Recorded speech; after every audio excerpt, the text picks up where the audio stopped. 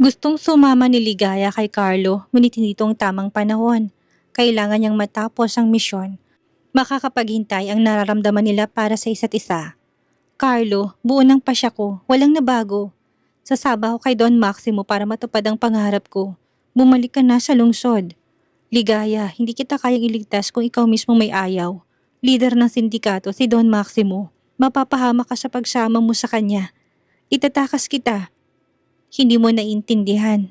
Kaya tayong hanapin ni Don Maximo kahit nasaan. Hindi lang akong nasa panganib kundi pati ikaw sa pakikialam mo. Hinawakan ito ang kanyang kamay ng mahigpit. Kaya nga kita ilalayo. Kaya kitang protektahan laban sa kanya. Hindi mo ko kailangang protektahan. Gusto kong ginagawa ko. Gusto ko ng matandang mayamang magbibigay ng lahat ng luho ko. Aniya upang maitaboy ang binata. Akala ko masaya ka na kasama ko. Oo, hindi ko naman kinakailayan pero mas masaya ako kung magbubuhay rin na ako. Kaya kong ibigay sa iyong maginhawang buhay. Ano bang gusto mo? Sabihin mo lang. Carlo, matulog na tayo. Mag-usap tayo bukas. Pagod ako. Gusto ko na magpahinga. Aniyang tumalikod sa binata. Niyapo siya nito at niyakap ng mahigpit. Mahimbing ang tulog ni Carlo sa lumang papag. Pinagmamasdan niya ito. Nakaupo siya sa gilid ng kama. Gising, tahimik at malalim ang iniisip. Ang dilim ng silid ay kaagapay ng bigat sa kanyang dibdib. Hawak niya ang phone, dahan-dahan niya itong binuksan. Patawad, ito lang alam kong paraan para matapos ang lahat at para hindi ka malagay sa panganib. Bulong niya. Tumayo siya, suot ang isang manipis na jacket. Sandaling tumitig sa natutulog na binata. Pinigil niyang luhang papatak. Kapag tapos ng misyon, ipapaliwanag niya ditong lahat. Dahan-dahan siyang lumabas ng apartment. Sinara ang pinto ng walang ingay. Sa labas, madilim at malamig. Lakad-takbong ginawa niya upang makalayo. Tumawag siya sa isang number. Nanginginig siya habang hawak ang telepono. Ilang beses siyang lumingon sa paligid bago tuluyang nagsalita. Don Maximo, ako to, si Ligaya. Nakatakas po ako sa mga dumukot sa akin. Tulungan niyo ako. Ani ang hinihingal upang mas maging kapanipaniwala. Ligaya, nasan ka? Puno ng pag-aalalang tinig ni Don Maximo. Sunduin po ninyo ako. Gusto ko na umuwi sa mansyon. Darating ang mga tao ko. Huwag kang aalis. Naintindihan mo? Sumakay si Ligaya sa likod ng sasakyan matapos maghintay ng ilang minuto. Nandun ang dalawang tauhan ni Don Maximo sumundo sa kanya. Tahimik siya. Sa loob ng sasakyan, kinuha niya kanyang phone mula sa bulsa. Isang bagong mensahe nakasave sa draft. Hindi pa na-send. Mensahe to para kay Carlo, ngunit hindi niya pinindot ang send. Binura niya ang mensahe at baka makakuha pa ng ebidensya si Don Maximo. Ang malalaking bakal ng tarangkahan ay bumukas at muling pumasok si Ligaya sa lugar na ayaw na sana niyang balikan, ngunit kailangan niyang tapusin ang nasimulan. Sa hagdan ng mansyon ay naroon si Don Maximo, nakasuot ng puting barong, hawak ang isang baso ng alak at umiti nang makita siya. Kumusta? Hindi ka ba sinaktan? Wala bang ginawang masama ang kidnapper sa'yo? Anang matanda at lumapit at hinaplos ang kanyang pisngi. Umiling siya. Wala pong ginawa sa akin. Paano ka nakatakas? Sinong tumulong sa'yo? Wala, Don Maximo. Ako lang ang tumakas na mag-isa. Dalawang lalaking nagdala sa akin sa isang silid. Nakakita ko ng pagkakataon upang makatakas. Napailing si Don Maximo. Hawak ang isang baso ng brandy at uminom. Kapag nalaman ko kung sinong nasa likod ng pagkidnap sa'yo at sa kargamento natin, buburahin ko lahat ng koneksyon niya sa mundong ito. Natigilan si Ligaya. Sa sandaling yon, nanlamig ang kanyang batok, ngunit hindi siya nagpahalata. Sa tingin ko, ikalaban mo lang sa negosyo. Wala namang ginawa sa akin. Baka tinatakot ka lang. Ligaya, walang maglalakas loob na takutin ako. Kaya curious talaga ako sinong nasa likod ng pangyayaring yan. Ang importante iligtas ako.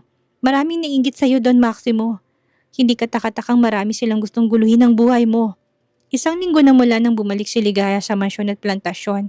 Patuloy ang kanyang pagbabalat kayo bilang isang sunod-sunuran. Walang oras na hindi niya naiisip si Carlo. Hindi na ito nagpakita o kahit na tumawag o magpadala ng mensahe sa kanya. Hindi niya alam kung matutuwa o malulungkot. Mas mainam na din na hindi na ito madamay sa misyon niya. Kapag natapos sa ito ng unang taong kakausapin niya, madilim na't pauwi na sana siya nang dumating ang delivery truck. Sinundan niyang isa sa mga tauhan ni Don Maximo na palaging bumababa tuwing may paparating at papaalis na kargamento. Bitbit niya ang kanyang body camera at nakatago sa ilalim ng kwintas. Naulinagan niyang nag-uusap ang dalawang tauhan. Tapos lumabas ulit ang mga tot na iwang nakaawang ang pinto. Pumasok siya sa warehouse. Amoy kemikal, hindi prutas. Sa isang sulok nakatambak ang crates, binuksan niyang isa. Hindi saging, hindi mangga, kundi mga pakete ng pulbos, naka-seal, illegal na droga, maayos na nakabalot sa pakete. Agad niyang kinuha ang phone at kinuhanan ng video, pati barcode at label. Sa Pierre aalis bukas, 2:00 ng madaling araw. Kailangan malaman to ni Jacob. Makikipagkita siya upang ibigay na rin ang mga ebidensyang nakalap niya. Sir Carlo, nahanap na pong batang babaeng si Ligaya. May hawak ng file folder si Harris. Nakatayo to sa harap ni Carlo na tila handa sa isang napakahalagang revelasyon. Kumalubog ang kanyang dibdib sa magandang balita. Pansamantalang nakalimutan ng problema kay Ligaya. Binuksan niyang folder at tinignan ng mga larawan. Sir, nahanap na siya ng tauhan natin. Sa laki ng pabuya, maraming tumulong para makita siya. Ang pangalan niya ay Nery Baldovino o Ligaya sa mga malapit sa kanya. Nakatira siya sa barangay kung saan kayo na-rescue. Nais niyang makaharap ang batang nagligtas sa kanya. Ihanda ang sasakyan. Pupuntahan ko siya. May pangako kami sa isa't isa. Ang bracelet sana na itago niya. Ani ang napatingin sa suot na bracelet. Nakarating sa isang maliit na barangay hall si Carlo at Harris. Nakatayo sa harap ng mga opisyal ng barangay. Katabi niya si Harris. Nasa harap niya si Nery Baldovino. Ang babae na sasabing siyang batang nagligtas kay Carlo, 17 taon na nakakalipas. Mahinin ang kilos ng dalaga at napakamahabang bestida. Sa lugar na ito ako dinala matapos ako makatakas sa mga kidnappers. Isang batang babaeng tumulong sa akin. Maliit pa siya noon, sa tingin ko ay 6 o 7 taong gulang. Binigyan niya ako ng bracelet at meron din siyang isa pa. Nasa iyo pa ba ang bracelet? Ani Carlo pinakitang suot. Nag-aalangan, ngumiti ng pilit si Nery. Wala na po Mr. Velasquez. 17 na po ang lumipas. Naalala ko na tinago kong bracelet kaso nawala rin sa paglipas ng panahon. Sandaling katahimikan. Si Harris ay napatingin sa kanyang tablet na may detalye. May mumunting bulungan sa mga opisyal ng barangay. Si Nery ang batang yon, Mr. Velasquez. Anak ko siya. Ako mismo nakakita sa kanya noon habang tinutulungan ka. Pinalo ko siya pagdating sa bahay dahil nawala siya ng isang gabi. Bilang isang ina, hindi ko malilimutan ang araw na muntik ako mabaliw sa paghahanap ng nawawalang anak ko. Sabi ni Aling Shirley. Hindi ko alam na babalikan mo ko tahanapin, Mr. Velasquez. Tumulong ako ng panahong yon nang walang hinintay na kapalit, sabi ni Nery. Naguguluhan siya, tumango ng dahan-dahan. May binigay ni tinapay ka sa akin noon. Saan galing ang tinapay? Kung may tuturo mo, walang dudang ikaw nga si Ligaya kahit na wala ng bracelet. Hindi ko makakalimutan ng lasa ng tinapay na kinain ko noon. Spanish bread. Biglang tumayong may-ari ng bakery, tila kabado. Ako yun sir, at tama si Aling Shirley. Si Nery ang batang yun. Bata pa siya pero palaging sumusulpot sa panaderya ko para manghingi ng tinapay. Handa akong ipatikim muli ang tinapay namin na Spanish bread para maalala mong lasa. Umalis ang matandang babae at pagbalik ay may dalang tinapay na kagad niyang tinikman. Yun ngang tinapay na pinakain sa kanya ni Ligaya. Tulad ng pinangako ko, babalik ako upang tumanaw ng utang na loob. Kung dalaga ka pa, aalukin kita ng kasal. Ani ang tila mapait ang lumalabas sa bibig. Naguguluhan siya sa nangyayari. Matagal niyang hinintay ang pagkakataong makaharap ulit si Ligaya. Isa na itong ganap na dalaga at napakaganda. Panahon na upang ibaling ditong kanyang atensyon. Kinabukasan ay nagtungo sa bagong gawang bahay malapit sa sentro ng barangay sina Carlo, kasama niya si Nery at ang nanay nitong si Aling Shirley. Baka sa mukhang saya sa mag-ina. May bagong appliances at muebles na kakarating lang. Tila hindi makapaniwala si Nery sa bilis ng mga pangyayari. Hindi sapat ang salamat para bayaran ang ginawa mo para sa akin noon kung hindi dahil sa'yo. Baka hindi na ako nabubuhay ngayon. Kaya ibibigay kong lahat sa'yo, Ligaya. Wala yun, Mr. Velasquez. Bata pa ako noon. Ginawa ko lang ang sa tingin ko ay tama. Walang araw na hindi kita naisip kahit na maraming panahon nang lumipas. Anang babaeng tila maiiyak. Call me Carlo. Masyadong formal lang, Mr. Velasquez. We've started the property transfer. This house, the lot, even the appliances. All in Nery's name. Ani Harris. Carlo, sobra-sobra na to. Kahit nasa simpleng bahay lang ay okay na sa akin. Ani Nery. Ito pa lang ang simula. Isa kang bayani sa buhay ko. At gusto kong siguraduhin na hindi ka na kailanman maghihirap. Aalagaan kita at poproteksyonan. Nasa likod bahay ng bagong bahay na binigay ni Carlo si Nery at Aling Shirley. Tahimik ang paligid. Nakaupo si Aling Shirley sa isang bangkong kahoy at may hawak na tasa ng kape. Lumabas si Nery. Nakasuot ng bagong nightgown. Hawak-hawak ang isang papel ng property deed. Ma, ang sarap sa pakiramdam.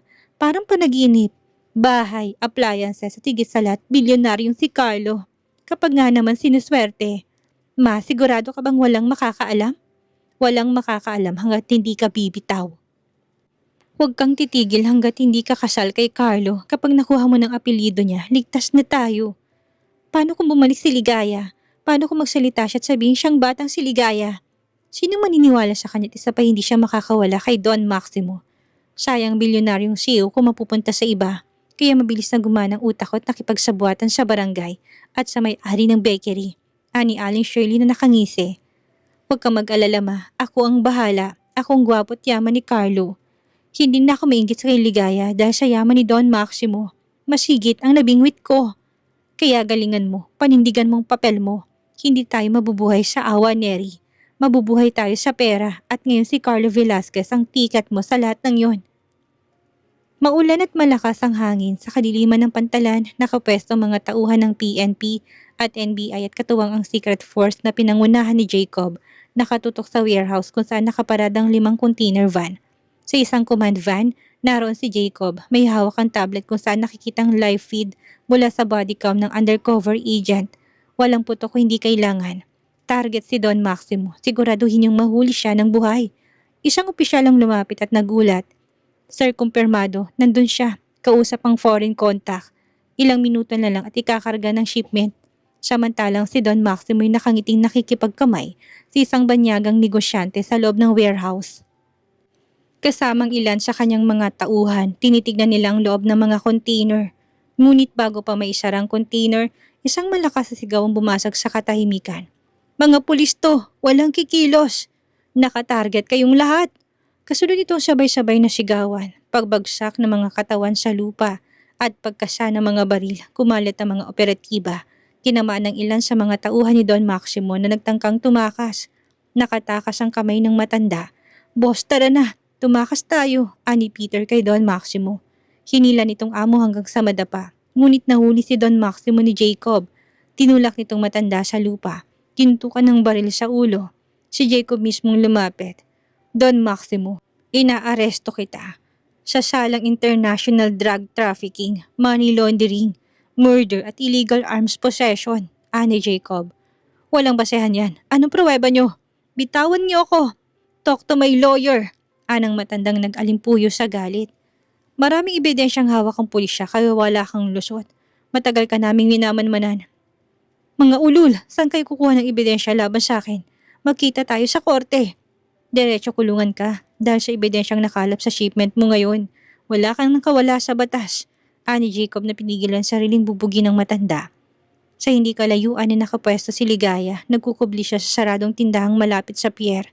Nasaksiyan niyang mga pangyayari, nakahinga siya ng maluwag, tapos na rin ang problema niya kay Don Maximo na isakay na sa patrol ng mga pulis. Nilapitan siya ni Jacob.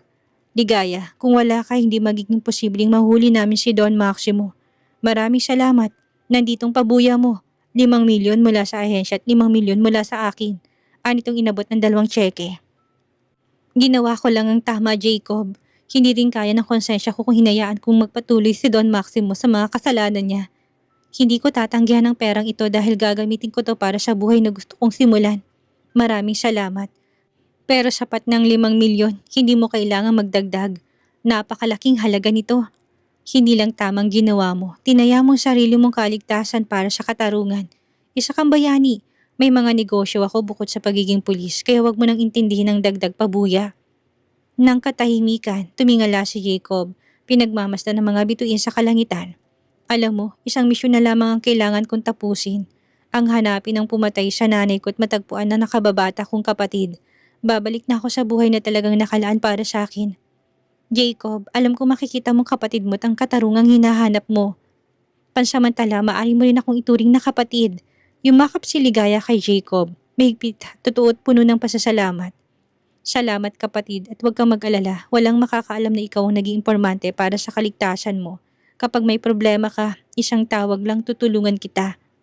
Sa bagong bahay ni na Aling Shirley, bukas ang telebisyon.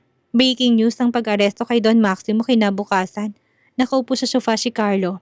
Ang TV ay nakatutok sa isang ulat kung saan ipinapakita ang pagkakadakip ni Don Maximo. Maraming media personnel, cameras at mga pulis. Matapos ang matagal na investigasyon na aresto ng kilalang negosyante at hihinalang pinuno ng malaking sindikato na si Don Maximo. Ayon sa pulisya, Isang lihim na impormante mula sa loob ng organisasyon ang naging susi sa operasyong ito. Hindi pinangalan ng naturang impormante para sa kanyang seguridad. Anang reporter. Agad na lumabas ng bahay si Carlo, tinawagan si Harris. Nagkatingin na sila Aling Shirley at Neri na mula sa kwartong napatingin sa telebisyong bukas sa sala. Agad dinampot ni Neri ang remote at pinatay ang TV. Hello, alamin mo kung anong nangyari kay Don Maximo at kung anong kalagayan ni Ligaya. Ani Carlo. Sir, akala ko ba move on ka na kay Ligaya? Iniwan ka niya at nakapili na siya. Huwag mo sabihing sasaluhin mo siya ulit. No way, I'm just curious. Gusto ko lang malaman. I am moving on. Nakilala ko na si Ligaya. Nakahain na almusal sa mesa. Tahimik si Carlo. Tila malayong iniisip. Sina Neri at Aling Shirley ay kapatensyonado ngunit nagkukunwaring kalmado. Naupo silang magkatabi habang si Carlo ay nasa kabilang dulo.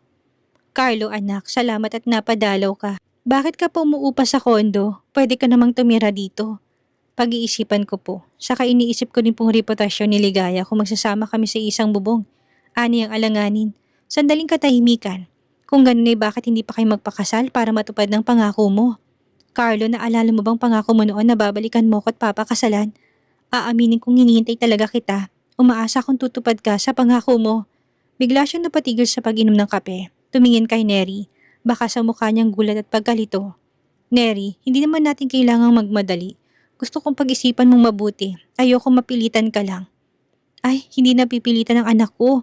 Love at first sight siya sa'yo. Alam mo walang nililihim sa akin ng anak ko. Mahal ka niya, unang kita pa lang niya sa'yo.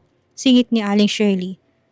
Ayoko magmukhang cheap sa'yo Carlo pero nakahanda na ako magpakasal.